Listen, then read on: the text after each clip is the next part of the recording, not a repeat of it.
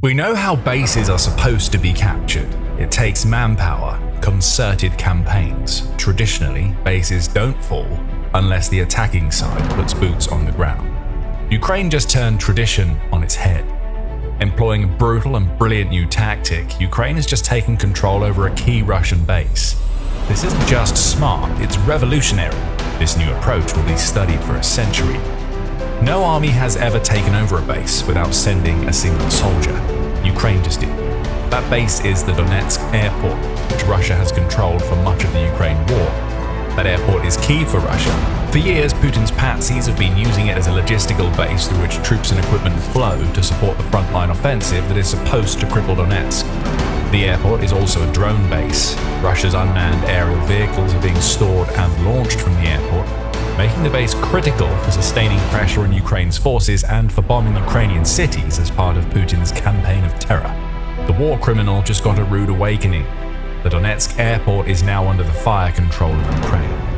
That's according to Ukraine's first separate unmanned systems center, which described the operation that Ukraine just pulled off as the first operation of its kind in modern history. Ukraine didn't send soldiers to assault the Donetsk airport. It would have been folly. Those forces would have had to reclaim hundreds, if not thousands, of square kilometers of territory just to set up for a big battle over the airport. Tradition went out of the window. Instead, Ukraine's drone operators stayed back, launching wave after wave of brutal metal at the airport. Once heavily fortified, that airport is now under Ukraine's control. Soldiers aren't on the ground, but drones are in the skies, and they're stopping Russia from using Donetsk airport to do damage to Ukraine. This is a game changer for Ukraine. It transforms everything we know about the situation in Donetsk and Putin's future plans for the war. But before we dig into all of that, there's what Ukraine is actually doing at the Donetsk airport to cover. The first separate unmanned systems center gives us the lowdown in a Telegram post, where it explains how Ukraine managed to create fire control over a base without sending a single soldier into the fight. Our strike drone operators are destroying launchers, transport vehicles, and eliminating crews directly on the runway. At the same time, we are systematically hunting for enemy mobile fire groups and air defenses, which forces the enemy to cancel flights, the center said. Translation: Ukraine is hitting everything. Russia has no answers. Ukraine's goal here is to degrade Russia's operational capacity at the base to the point where Donetsk airport becomes unusable. There are parallels with Ukraine's Black Sea campaign. In that campaign, Ukraine didn't have the warships needed to conduct traditional naval battle with Russia, so Ukraine took a different route. Using missiles and drones, Ukraine systematically destroyed the Black Sea fleet from afar, taking out a third of it and forcing Russia's ships to withdraw as far away from occupied Crimea as they can get. Now Ukraine has the ability to target air defenses and key military assets throughout the Black Sea and Crimea. That's what we're about to see in Donetsk, and it's killing Putin. Every launch system that Ukraine's drones destroy at the Donetsk airport is a system that Russia can no longer use to send drones into Ukraine's territory. Transport vehicles and personnel being taken out at the airport is a signal that nowhere in the near rear is safe anymore. Those are assets that should be supplying the front lines, but they can't. They've been destroyed. Fuel trucks, storage sites, engineering equipment, it's all needed for the push into Donetsk, and it's all going up in flames as Ukraine takes out the aerodrome ecosystem that Russia has created. This isn't just about fire control, it's about making Donetsk airport such a dangerous place for Russia to operate that it will have no choice but to withdraw from one of the key bases that it's created in the occupied territories. The Black Sea Fleet knows what that feels like, but it won't be able to offer any advice other than to run. And if there is any doubt about the validity of Ukraine's claims, the first separate unmanned systems center has put them to bed. How? The center isn't just saying that it has fire control, it proved it with footage that showcases strike after strike at Donetsk airport. A 2-minute video is a showcase of the shattering of one of Russia's most vital bases. Over and over, we see views as shot from the Ukrainian middle-range drones as they home in on vehicles, military assets, and soldiers. There is no safe space at the Donetsk airport anymore. Apparently, there are no air defenses that can do anything about Ukraine's drones either. Now there is only one thing: the knowledge that flying catastrophes can descend from the skies at any moment to strike. Russia can't operate in the Donetsk airport, knowing that Ukraine's drones are always ready to strike. What we're seeing here is precisely what the first separate unmanned systems center claims. A world first will be studied for years to come. An asymmetric approach to neutralizing bases and making them unusable for the enemy. Serafim Hodienko, who goes by the call sign Falco and is a commander who was involved in the planning of this unique operation, explains. Fire control over Donetsk Airport is an example of an asymmetric operation in which relatively small forces disrupted the enemy's operational strategic plans, Bodienko proclaims. Ukraine is effectively taking out every scrap of infrastructure that Russia has set up at Donetsk Airport. That equipment makes the base function. Without it, Russia just has some airfields and hangars that it can't use without being blown up. Putin will be hoping for a reprieve. He and his generals will look toward past attacks against the Donetsk airport and hope that what Ukraine is doing now mirrors those strikes. Back in March, Ukraine used a combination of Storm Shadow or Scalp missiles and US-made ATACMS to hit the airport, damaging a launch site used for Shahid drones. Before that, in both November and December 2025, Ukraine had struck drone storage facilities at Donetsk airport. So it's not like Ukraine hasn't hit this vital Russian base before. But this time is different. These earlier strikes were isolated. Damaging, yes, but Russia knew that once the attack was over, it could get back to the business of using Donetsk airport to hurt Ukraine. That isn't the case anymore. Ukraine's strategy has evolved. What was once a strategy of jabbing Russia in the face and then backing off has become a whirling dervish of haymakers being flung at the defenseless Donetsk airport. These aren't solitary strikes anymore. They're systematic, calculated. Over and over, Ukraine hits the airport. A key Donbass battlefield has fallen out of Russia's control. An airport that has been an early symbol of the fighting in Ukraine ever since Russia launched its campaign of aggression in 2014 is no longer safe. Russia has managed to control Donetsk airport for over a decade. Now it no longer does. Not long ago, the occupiers felt safe there and were planning terrorist attacks on our cities. From now on, we have turned Donetsk airport into a trap for the enemy, the first separate unmanned systems center says in its statement. But Donetsk airport is not just a trap. It's becoming a hellscape as Ukraine isn't going to stop. Fire control has been established. Now Ukraine is on the hunt. But before we tell you what happens next and why Ukraine pulling off yet another world first is such a game changer in this war, this is a quick reminder that you are watching The Military Show. If you're getting insight from the channel, make sure you hit the subscribe button so you don't miss what we have coming next. The first separate unmanned systems center statement was capped with a chilling threat. It is impossible to hide and defend yourselves. Ukraine is already proving that this statement isn't just bluster. With fire control established, Ukraine's drones are on the hunt for anything and everything Russian at the airport. Fire groups that are supposed to be protecting the Donetsk airport are now having to deal with Ukraine's drones. The same goes for Russia's mobile air defense units, which utterly failed to prevent the wave of attacks that granted Ukraine the fire control, and are now being destroyed to ensure that more of Ukraine's drones can arrive to turn the airport into a hellscape for Russia. Flight operations are already being cancelled. Activities at the Donetsk airport are being cut back due to the constant threat that Ukraine's drones pose. This is brilliant and brutal by Ukraine. First, Ukraine established drone-based fire control. Now it's using those very same weapons to ensure that this control is maintained. For Putin, this is terrible for his plans in Donetsk. Ukraine is at the point where it can systematically degrade the infrastructure at Donetsk airport, and there's not much that Russia can do about it except watch as key assets are blown up. This is a nightmare for Putin on the Donetsk front. As Medusa reported on June 6th, Putin is still trying to claim that Russian troops are advancing on every single front. Putin is lying. The push for Kramatorsk, which is one of the Donetsk fortress belt cities, is practically at a standstill. Now Medusa says analysts are suggesting that Ukraine will likely hold the city through the rest of 2026. That's not exactly great for Putin, considering he's had a deadline of September 2026 for the complete collapse of the Donbass. Donetsk has to fall for that collapse to happen. And right now it's looking like Russia won't even take one of the 4 fortress belt cities that it needs by the end of the year. Now think about what Ukraine's obtaining fire control over the Donetsk airport really means for Russia. Ukraine isn't going to stop.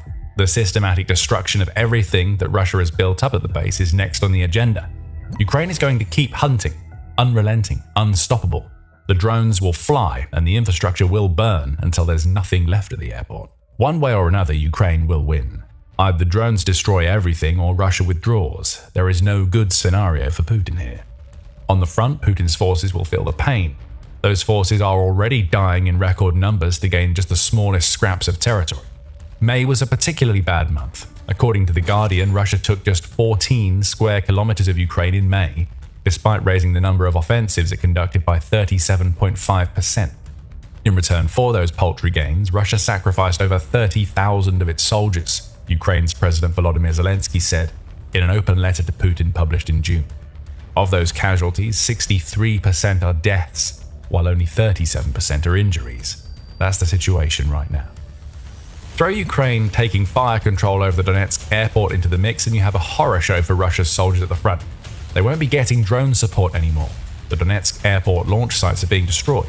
Reserves and supplies can't flow through the airport anymore, leaving Putin's patsies as little more than meat to be fed into the grinder. Even if Russia comes up with alternative routes, the delays that Ukraine's brutal strategy ensures means that these alternatives won't mean much to the troops being ordered to assault Ukraine's positions in Donetsk. The numbers are only going to get bigger from here on out, and none of them will make for good reading for Putin. An already glacial advance will come to a standstill. And that brings us nicely to why all of this matters for the Ukraine war. Let's focus on drones. Ukraine hasn't pulled off a world first at the Donetsk airport for no reason. The entire point was to shatter a key logistical node that has proven itself to be increasingly vital for Russia's strategy of unleashing drones against Ukraine's defenses and cities. However, the airport has also become increasingly important as a drone center for Russia in recent months. In March, Militani reported that Russia had started construction work at the Donetsk airport. New hangars were being built, likely to serve as storage facilities for Russia's drones. Satellite photographs revealed that there were 11 new buildings under construction in just one location. And in another, close to taxiway C1 at the airport, another facility was being built, possibly to serve as a launch pad or garage for Russian drones. That work uncoincidentally began after the Ukrainian missile strikes that we mentioned earlier, which wiped out several of Russia's drone storage facilities at the airport.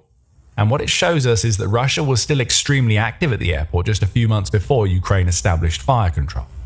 By June 2nd, Russia had created more than 130 shelters and garages specifically for drones. Other facilities were still under construction when Ukraine sent in drones of its own. Don't underestimate how vital drone strikes are to Putin's strategy for Ukraine. As his soldiers fail to advance in any meaningful way on the ground, Putin has increasingly relied on Shahid drones to cause damage to Ukraine in the rear and across the front. May was the perfect example of that. France 24 reports that Russia fired 8,150 drones at Ukraine in May. That was a monthly record that came on the back of several other record-breaking months. Ukraine did a good job of stifling Russia's drone assault, intercepting 91% of those launched, the same outlet reports. However, what we're now seeing at the Donetsk airport is Ukraine taking a different approach. It will still destroy drones in the air, but if Ukraine can take out the source, Russia's drones become less of a problem. The Donetsk airport had become a major source of drone strikes for Russia. Now it's being rendered useless as Ukraine's fire control will force Russia's forces so far back that they either won't be able to launch drones or they'll have to launch in lower volumes due to not having a solid launch site in place. Either way, that's a win for Ukraine.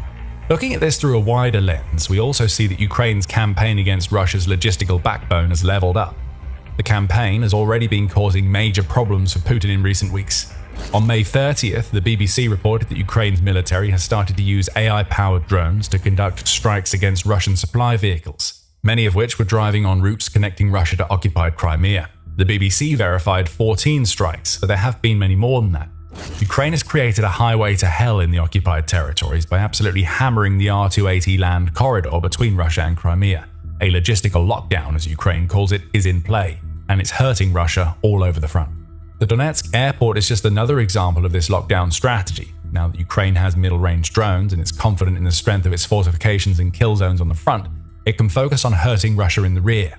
Remember that Russia is the invading force here. It needs its logistical network to run as efficiently as possible to keep the pressure on Ukraine. When nodes like the Donetsk airport come under Ukraine's fire control, we start to see Russia lose control on the front. That's already evident in the remarkably slow rate of advance that we've already mentioned. But nothing is going to plan for Putin right now.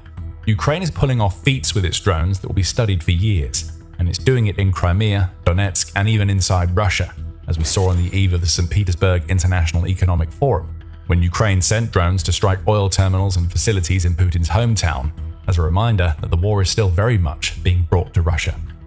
All of this gives Putin an even bigger problem than the loss of the Donetsk airport would suggest. Russia's leader is running out of options, which means that he's losing leverage. On the options front, Ukraine gaining fire control over Donetsk airport is going to be another major contributor to the standstill that now impacts the Russian army on the ground. As his troops are being churned up, all that Putin has left in his arsenal are drones and missiles. That's why we've seen record-breaking numbers of drones launched at Ukraine in May. Even though over 90% of those drones are being intercepted, Russia has to launch them in such massive numbers to stand any chance of doing damage to Ukraine. Putin's forces have also started to rely more heavily on ballistic missiles in recent months for the same reason, but that's not a sustainable strategy. Russia is already dealing with an air defense missile drought as it struggles to produce enough defensive missiles while dealing with the weight of Western sanctions and Ukraine's long-range drone strikes. Boosting the ballistic missile aspect of its long-range strategy may work for Russia in the short term, but it also means that Putin is burning through stockpiles that can't be easily replaced. Once those stockpiles dwindle, we'll be back to the lower levels of launches, while Ukraine continues to cripple Russia in the rear. Ultimately, this means that Putin has no leverage. He can't crow about gains in Ukraine because there are none. Just 14 square kilometers taken in a month shows that Russia's offensive is falling apart. Ukraine will keep on hitting the rear harder and harder. The Donetsk Airport being under fire control wounds Russia, but Ukraine is going to twist the knife as it strikes deeper into Donetsk and continues its Crimean campaign. Putin wants the world to believe that Ukraine is weak, but the evidence is there for all to see that not only does Ukraine have plenty of fight left, but that it's getting stronger in key aspects of the war. Don't get us wrong, Putin will continue to talk as though Russia is winning the war. He may not even realize that things are as bad for Russia as they are in Donetsk. In a June 5th report, the Institute for the Study of War pointed out that Putin is refusing peace discussions because he believes that Russia is winning on the battlefield. Those claims aren't compatible with what's really happening, which suggests that Putin is being fed false information by his military commanders about the state of his forces in Donetsk. Putin might not even know that Ukraine has fire control over the Donetsk airport. He spent his career surrounding himself with yes-men who are now too terrified to deliver the wake-up call that Putin needs. All the while, Ukraine continues to expand its air game. Naval vessels, railway infrastructure, air defenses, and now entire airports are on the menu for Ukraine. That's the game-changing difference that a new generation of middle-range strike drones has made. Putin may not be aware of it.